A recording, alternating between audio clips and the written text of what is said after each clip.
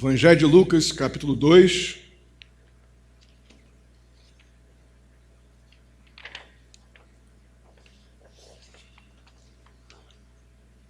Vamos fazer essa leitura juntos, dos versos 1 ao 20.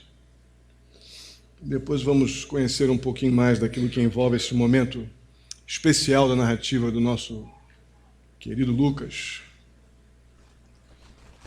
Vamos ler e depois da leitura no verso 20, um dos irmãos fique de pé e ore, por gentileza. Eu vou ler o verso primeiro, um dos irmãos levante-se, leia 2 versículos, mais 2 versículos, vamos assim até o verso 20. Naqueles dias, César Augusto publicou um decreto ordenando o recenseamento de todo o Império Romano.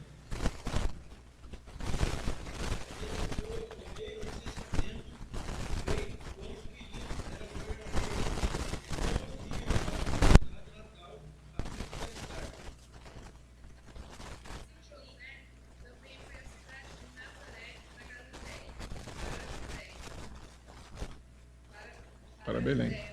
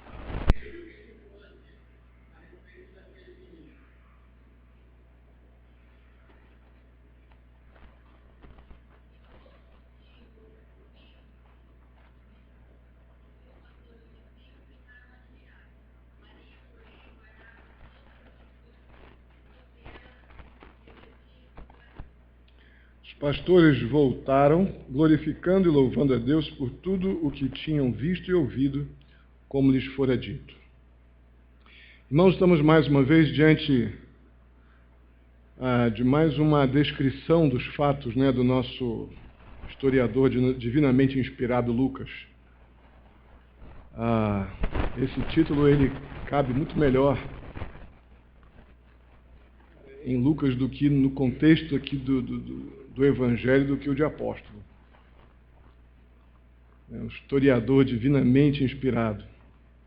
Não sei se os irmãos já perceberam, ou já leram, ou já na sua própria leitura das Escrituras, dos Evangelhos, chegaram a perceber, mas que o único que fala sobre nascimento de Jesus nos Evangelhos é Lucas. Esses poucos detalhes, mas que narram este momento específico do nascimento de Jesus, somente Lucas. Nem Marcos, nem João lidam com esses nascimentos, ou o que envolvia ali a infância. Eles falam de João Batista, eles falam... Marcos e João falam de João Batista. Mas no que diz respeito a Jesus, eles eles vão sempre partir do ministério público de João, ou do ministério público de Jesus. Não há uma descrição com poucas informações, mas é a única que temos que apresenta num processo pré, durante e pós o nascimento de Jesus. Interessante que Mateus nos fala sobre a visitação do anjo José, antes então do nascimento de Jesus, que o levou a casar-se com Maria, até porque a ideia inicial de José lá em Mateus era esconder ou apagar um pouco Maria em função dela estar grávida sem estar ainda casada oficialmente. Mas o fato é que não há descrição nos evangelhos do nascimento de Jesus, tudo passa em volta, um pouco antes ou um pouco depois, mas essa descrição só Lucas.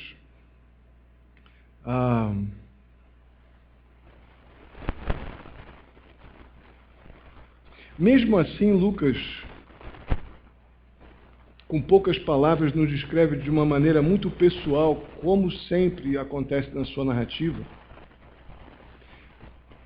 aquilo que estamos destacando no capítulo 1 e continua acontecendo no capítulo 2, o fato de pessoas simples, completamente simples, aqueles improváveis que não seriam as pessoas que naturalmente nós encontraríamos no nascimento do Filho de Deus. Pois são todos esses personagens que Lucas faz questão, até pelo propósito do seu próprio evangelho, deixar bastante claro. Vamos olhar um pouquinho o que está acontecendo aqui inicialmente, na primeira parte, que vai dos versos 1 a 7, que são versículos que no primeiro momento você pergunta, principalmente do 1 ao 3, o que isso tem a ver comigo? Por quê? O que isso está fazendo aqui? De forma geral, do 1 ao 7, você não vê nem sequer uma influência tão direta, tão presencial, já que era o Filho de Deus que estava nascendo.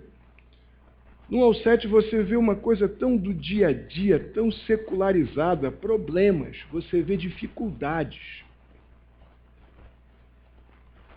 Mais uma vez, repito que essa é uma das características do Evangelho de Lucas, que é relacionar a obra de Deus em Cristo Jesus à vida das pessoas, de forma geral. Não há nesses versos de 1 a 7 uma menção objetiva da interferência de Deus. Eu posso até dizer que nenhuma atividade espiritual é declarada em particular, em especial nesses versos de 1 a 7. O que nós vemos nesses versos de 1 a 7 é um drama social seríssimo. Um problema social, político. Nesses versos 1 a 3, que eu já disse que a gente a princípio parece que eu tenho a ver com isso, né? Tem outras informações importantes sobre essa questão, quanto a esse testemunho, quanto a essa obediência de José a retornar à sua terra de nascimento, que era Belém, estando ele já morando há muito tempo em Nazaré, da Galileia. Mas o que nós vemos aqui é que o texto nos diz que César, ele proclama um decreto que exigia um censo, uma estatística de ver quantos judeus, quantos estão fora daquela região imediata, mais próxima geograficamente de Roma, quantos eles poderiam contar dentro do Império Romano, até mesmo para subjugar. Então esse censo aqui não tem nada de uma coisa sem querer. Eu creio que, procurando conhecer um pouco mais da história que envolveu esse censo, você verá que ele tem tudo a ver com uma premeditação de futuras perseguições. Então isso não era nada bom, na verdade é um jugo forte que os judeus estão tendo que lidar, porque até então os judeus acreditavam que eles não tinham que mais se subjugar a Roma. Aí vai César e diz, não somente vocês continuarão subjugados a Roma, como vocês vão ter que voltar para suas terras de origem, vão ter que se cadastrar lá, dizer aonde estão, que idade vocês têm, o que vocês fazem, deixando bem claro que Roma ainda manda em vocês. Então aqui era uma situação dos versos 1 a 7 que a gente tem a tendência de espiritualizar e romantizar, e é um drama social que a gente está vendo aqui dos versos 1 a 7. É um problema. E esse censo, ele deve ter sido algo bastante doloroso. Não somente pelo aspecto da inconveniência, mas por causa desse aviso, desse lembrete para todo judeu de que, olha, vocês dizem que tem o Yahvé, que tem o Deus de vocês, que vocês estão esperando o Messias, mas quem manda aqui é César. Delicado esse momento, politicamente muito delicado. Em última análise, esse decreto de César, olhando apenas agora para José e para Maria, vocês devem lembrar que até então, José e Maria já tinham um compromisso de casamento, mas não eram casados ainda. Oficialmente, Maria viaja com José de Nazaré até Belém, com um vínculo conjugal, grávida, mas não oficialmente esposa de José. Na verdade, José nem precisava levar Maria. José, que era da linhagem de Davi, e precisava voltar a Belém para recensear-se. Porém, essa preocupação que nós vemos de José em não deixar Maria numa situação que ficaria sozinha, grávida, sem oficialmente ter ainda uma vida conjugal com José, era melhor que ele fosse com ela. Percebam o problema social que estamos falando aqui. Estou falando de uma situação do dia a dia, altamente secular. Problemas ali, relacionais, políticos, sociais, com agravante de que eles eram pobres. Então, olha o que está acontecendo nesses versos de 1 a 7. Que a gente tende a dar uma mega espiritualizada, e a coisa aqui é bem sensível nos aspectos naturais, seculares da vida de uma família. A coisa era muito, muito difícil. César força, dentre muitos outros, mas vamos mencionar aqui apenas o casal em questão, né, José e Maria, a fazer uma viagem longa, uma viagem extremamente difícil, porque Belém fica em terras mais altas do que Nazaré. Então, além de ser um deslocamento de quase, se eu não me engano aqui, deixa eu me lembrar, é um deslocamento de quase um pouco mais de 96 quilômetros. E algumas traduções vão dizer que eles já precisavam subir de Nazaré para Belém. Belém era uma região montanhosa. Maria, grandona, na base do burrico ou camelo, no sol, pouca comida, pouco dinheiro para muito deslocamento, 3 dias de viagem praticamente. Momento delicadíssimo, eles foram forçados a fazer algo muito duro. Tem nada de simples, romântico, feliz. Eu vejo lágrimas nesses momentos aqui. Eu vejo momentos de aflição.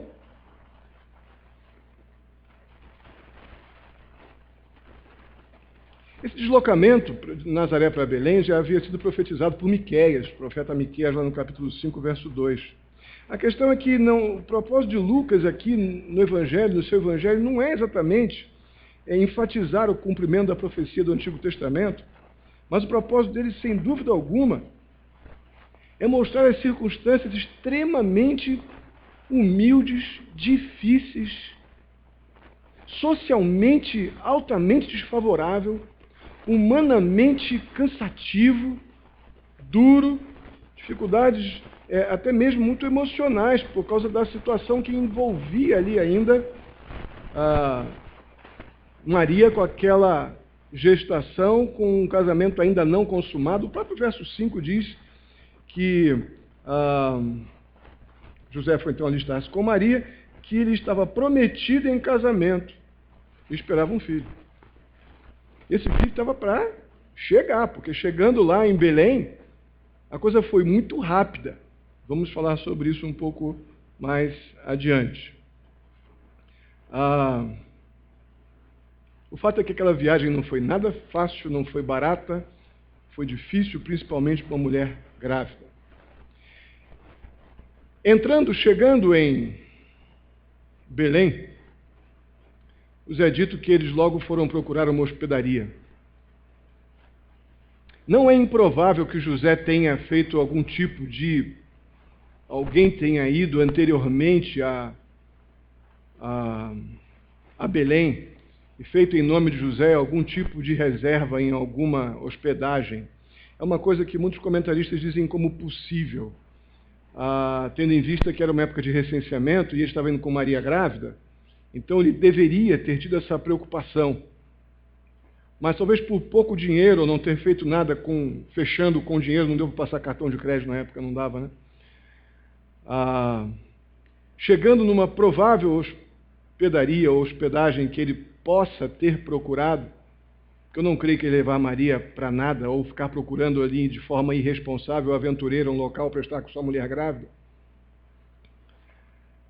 O fato é que ele chegando lá, em Belém, uma primeira possibilidade é que ele não tenha encontrado aquele lugar que ele imaginou que poderia ocupar, por já estar ocupado por outra pessoa. Esse é um senso mais comum a respeito dessa chegada de José com Maria em Belém. Uma outra possibilidade é de que realmente eles tinham pouco dinheiro, ele foi na esperança de encontrar um local mais barato, porque talvez os mais caros já tivessem ocupados, e nem os baratos haviam, e não dava mais tempo, porque essa viagem difícil, de calor, pouca água, um deslocamento dificílimo, né? 3 dias com a mulher grávida, com barrigão já às vésperas do nascimento. Ele se aproximou, ficou próximo ou entrou no primeiro lugar que foi possível ele se acomodar com Maria. E não tem nenhuma declaração explícita nas Escrituras de que foi uma estrebaria. Pode ter sido uma caverna, pode ter sido uma laje, uma sacada de alguma, até mesmo uma tenda, uma casa ou uma venda de alguém, onde ali estivessem ali parados, porque sombra naquela época era uma coisa muito procurada, onde houvesse sombra e ali também estivessem alguns animais comendo, até porque, vamos ver mais adiante, que os pastores estavam na mesma região, cuidando de suas ovelhas, né? Os exércitos que possivelmente tinham sido encomendadas pelos sacerdotes para sacrifício, eles estavam ali nas imediações de Belém. Então, tudo isso, eu estou apenas contando essa história para vocês verem a característica altamente secular deste momento. Não foi uma coisa super light a chegada de Jesus, não. Nem foi essa coisa tão arrumadinha que a gente vê nos presépios, né? No imaginário evangélico. A coisa foi muito mais dolorida, bem mais difícil do que essa coisa que a gente arrumada e ajeitada que a gente vê daquela estalagem ou daquele estábulo ou daquele local ali de criação de animais arrumadinho, né, com os fenos tudo limpinhos, nem uma sujeirinha de nada em lugar nenhum. A coisa certamente foi muito mais difícil.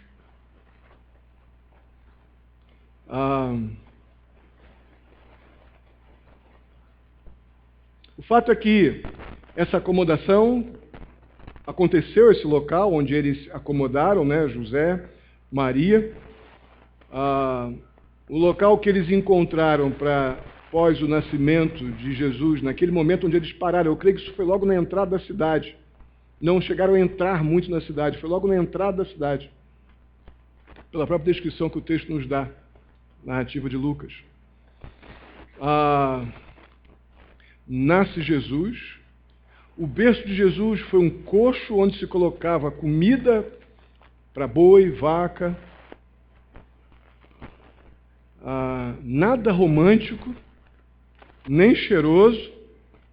E o texto nos diz que Jesus foi enfaixado.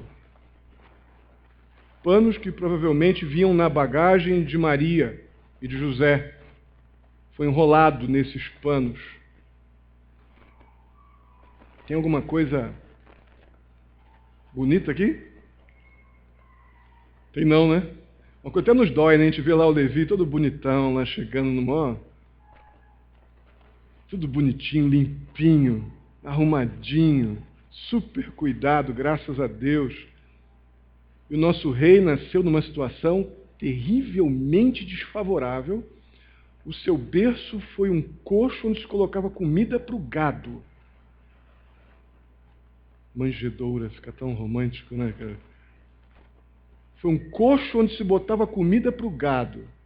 Ele estava fofinho, e seguramente Maria botou talvez os seus paninhos. Jesus estava envolto em faixas, como o texto nos sugere.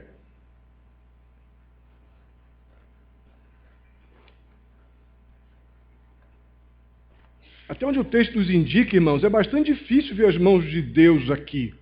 Como é que Deus deixou um negócio desse? Seu filho, o rei.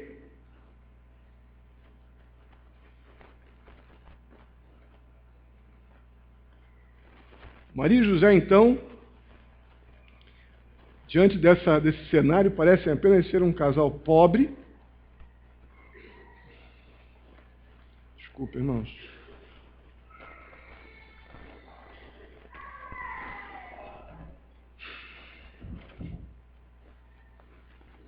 Maria e José, então, apenas parecem ser um casal pobre, que são forçados pelo Império Romano, um rei pagão, que não temia Deus, muito pelo contrário, a fazer uma viagem indesejável, cara, desgastante, desagradável para Belém. José é obrigado a levar Maria, porque talvez fosse muito pior Maria ficar lá em Nazaré, sofrendo todo tipo de retaliação e talvez até maus tratos, diante dessa situação um pouco delicada. Tragicamente, chegando em Belém, tragicamente pelo cenário onde tudo isso está acontecendo, eu continuo crendo que acho que uma das possibilidades, né, que eu também creio bastante, é que não deu tempo de José chegar em nada melhor do que aquela cobertura ou aquela caverna, aquele local protegido, onde havia algum gado e havia algum tipo de local para acomodar Maria. Então, numa situação como essa, Maria dá à luz em circunstâncias miseráveis, terríveis. Então a gente parte para o outro lado da notícia, que está nos versos 8 a 20, e começamos então a encontrar a dimensão espiritual desses duríssimos acontecimentos, da versão preto e branco da história, que a gente não está acostumado a pensar. Maria e José, por estarem, no meu entender, próximos aí, ainda na entrada da cidade, eles estão perto dos campos, fora do centro, seguramente, de Belém, onde lá existem pastores cuidando dos seus rebanhos. Eu estou dentro do contexto, tá, irmão, dos versos 8 a 20. Eu quero narrar isso aqui para vocês como uma história para a gente pensar, bíblica. Por que pastores? Um caso para a gente pensar. Tantos outros grupos poderiam saudar ou receber o anúncio da chegada do rei. Por que pastores? Já que era um grupo, um perfil social desprezado até pelos seus compatriotas. Uma das classes mais desprezadas do Oriente Médio Antigo eram os pastores. Viviam nos campos, a maioria deles ficava afastada da família há muito tempo, não tomavam banho, ficavam com os animais, cuidavam realmente dos pastores, cheiravam mal. Eram tidos como pessoas... aí já é uma fama,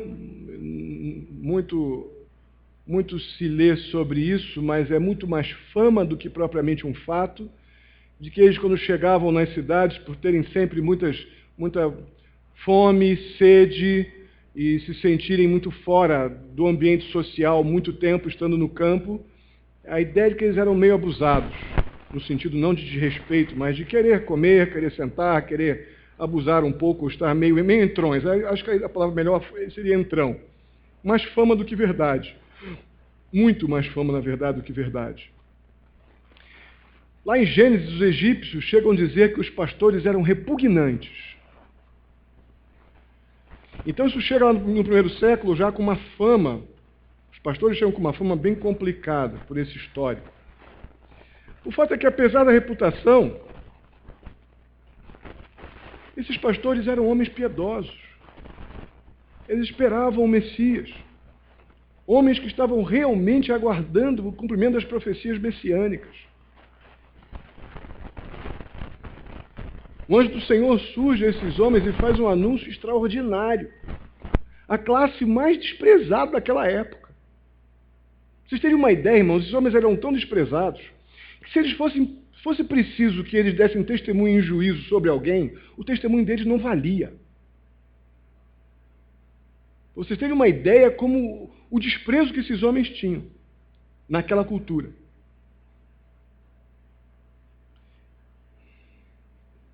Mas Deus envia o anjo que, de forma extraordinária, que os apavorou no primeiro momento, diz no verso 12 que eles receberiam um sinal, e esse sinal seria uma criança envolta. Irmãos, panos é muita gentileza, a ideia aqui é trapos. Deitado num coxo de comida de gado. Eu tenho muita convicção de que essa ideia de sinal não era para convencer os pastores de que a mensagem era de um anjo do Senhor, que eles iam confirmar a mensagem do anjo, mas eu creio que seria a maneira que eles não confundiriam. Confundiriam?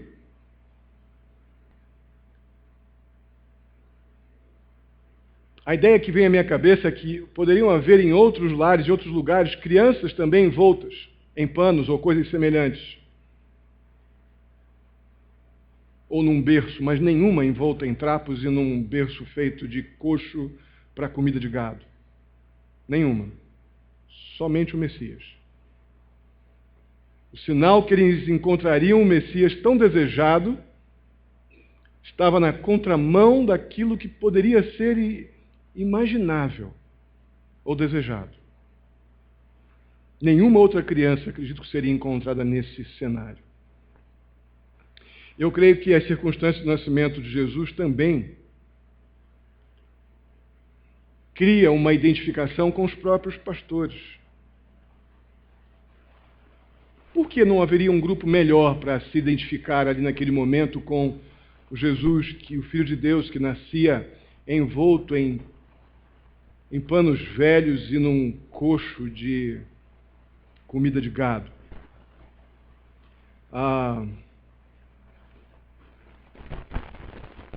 Porque Jesus, certamente, naquele momento do seu nascimento, não tinha um teto sobre sua cabeça, nem casa para morar, exatamente como os pastores. Exatamente como aqueles homens. A Bíblia nos diz no verso 8 que esses pastores, eles dormiam debaixo das estrelas e ali cuidavam dos rebanhos. Há quem diga que Jesus poderia estar num local onde Maria pudesse, no seu cantinho, aconchegante e seguro, mas talvez ao relento, olhando as estrelas exatamente como era o perfil dos pastores.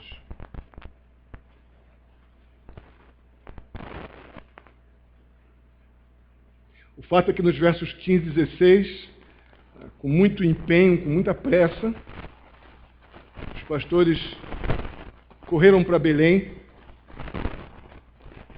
depois do anúncio, e ali encontraram Maria, José e o bebê, deitado na manjedoura, no coxo de comida de gado, exatamente como o anjo disse que seria. Agora, irmãos, imaginem como Maria e José devem ter ficado surpresos com a chegada desse grupo improvável, com a mensagem testemunhando a eles o que o anjo do Senhor, dando um relatório do que o anjo falou para eles, do coro que dizia: bendita é vós entre as mulheres, e bendito é o fruto, ou filho que você dará à luz. E eles dizendo isso, talvez em coro. Eu acho que Maria e José ficaram de boca aberta, olhando para eles também, mais do que nunca impressionados com aquele momento extraordinário. E depois que os pastores testemunharam ali tudo que o anjo falou a eles, e eles ali certamente deram glórias a Deus por tudo que estava acontecendo, foram para Belém. O texto nos diz que eles foram para Belém. Então é muito provável que fosse bem na entrada da cidade, do lado de fora ainda, mais perto dos pastores no campo do que próximos da segurança e de um conforto que uma cidade de Belém poderia trazer.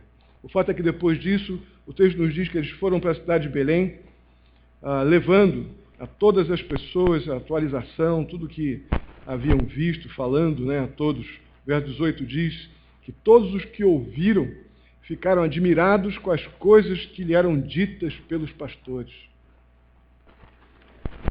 O que vocês percebem aqui, à luz do que eu falei há pouco, que nem os juízes dos tribunais ouviam, davam crédito àquilo que os pastores falavam, agora as pessoas ficavam admiradas, porque eles anunciavam o nascimento do Messias, a classe mais desprivilegiada da época, não é?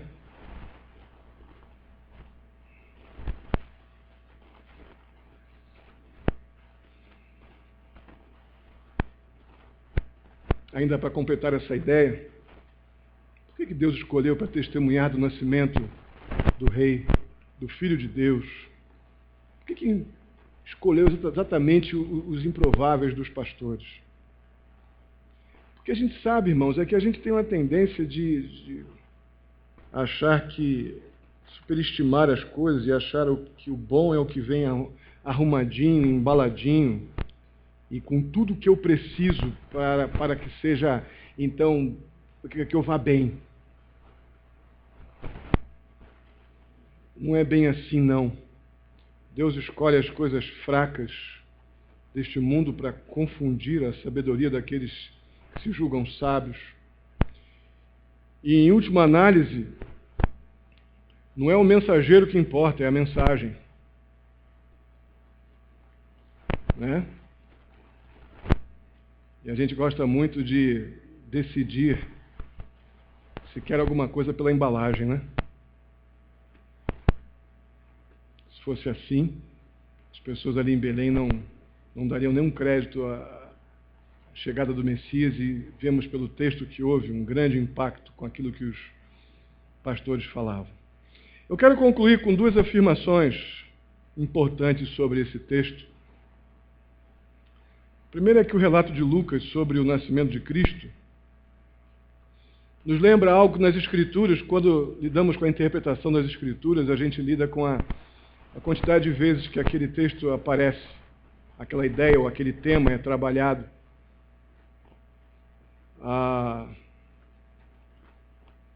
Isso a gente chama de princípio da proporção.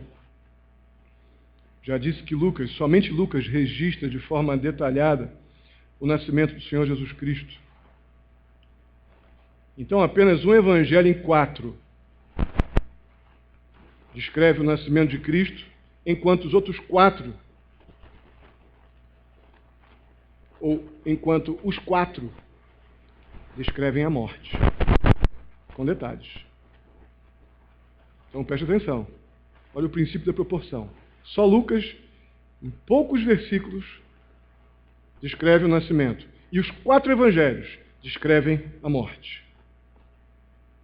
Vamos ver se a gente entende o que pode isso sugerir para a gente.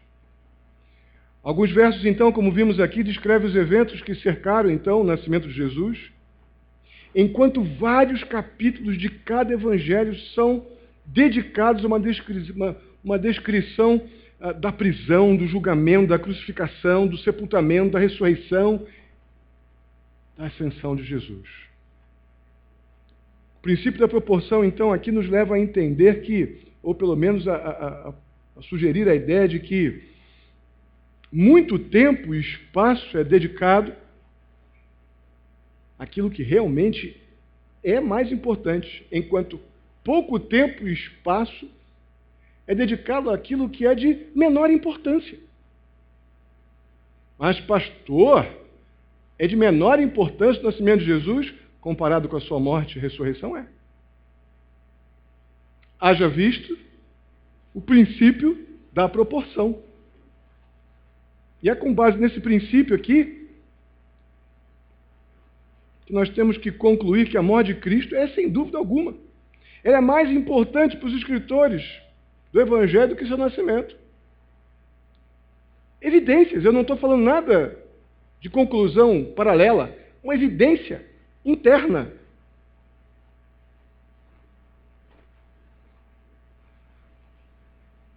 Por que isso é assim? Porque é a morte, é o sepultamento, a ressurreição de Cristo que nos salva, não seu nascimento. Alguém é salvo por saber que Jesus nasceu? Alguém é salvo por saber que Jesus morreu?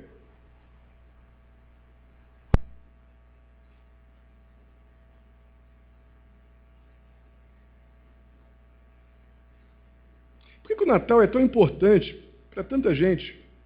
Mesmo aquela pessoa que não crê em Jesus Cristo como Senhor e Salvador, acham o Natal tão importante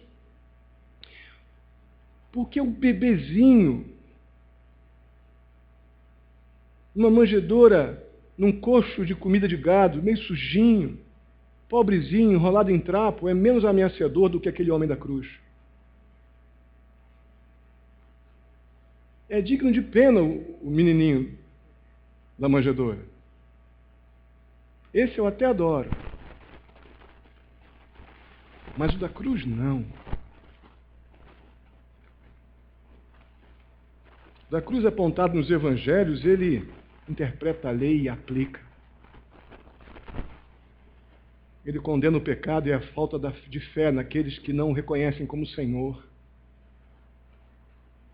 É mais fácil adorar um Deus frágil, desamparado, que precisa das pessoas, né? O pobrezinho na manjedoura precisava de todo mundo, do que um Deus que é soberano. É melhor, então, eu ficar com o Deus do bercinho do que o Deus da cruz.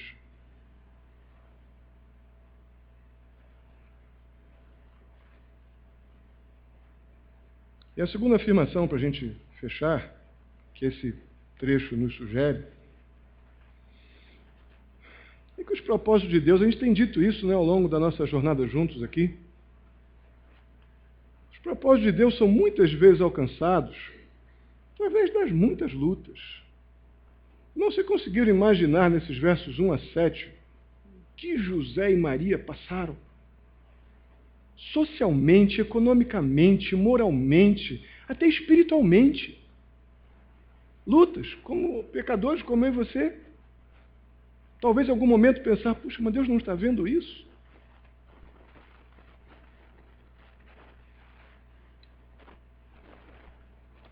Os propósitos de Deus em nossas lutas e sofrimentos muitas vezes não são imediatamente percebidos. Aqueles momentos, primeiros versos 1 a 7 ali, devem ter sido terríveis. Até os improváveis pastores testemunharem ali, depois das dores do parto, sozinha num lugar não limpo, luzes de tocha, de vela, que isso era comum naquela época, né? Não tinha eletro naquela época. E aí chegaram aqueles pastores, provavelmente meio fedidos, dizerem, olha, estou chegando aqui apenas para dizer que o anjo disse. E pá. Aquilo ali tornou aquele momento ali completamente iluminado com a glória de Deus. Mas até esse encontro, tudo deveria ainda ser um mar de dúvidas, de medo, de insegurança.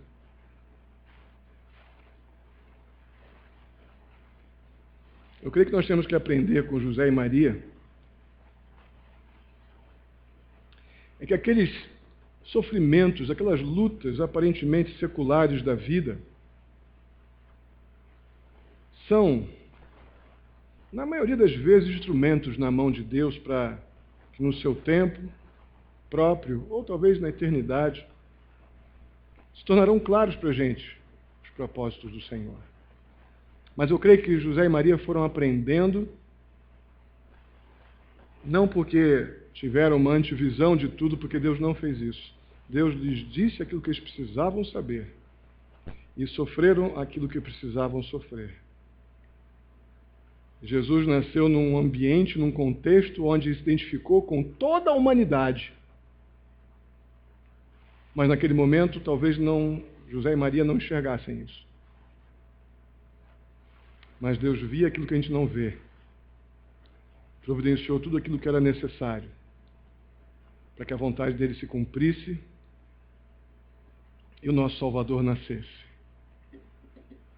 Amém? Vamos ficar de pé e vamos orar.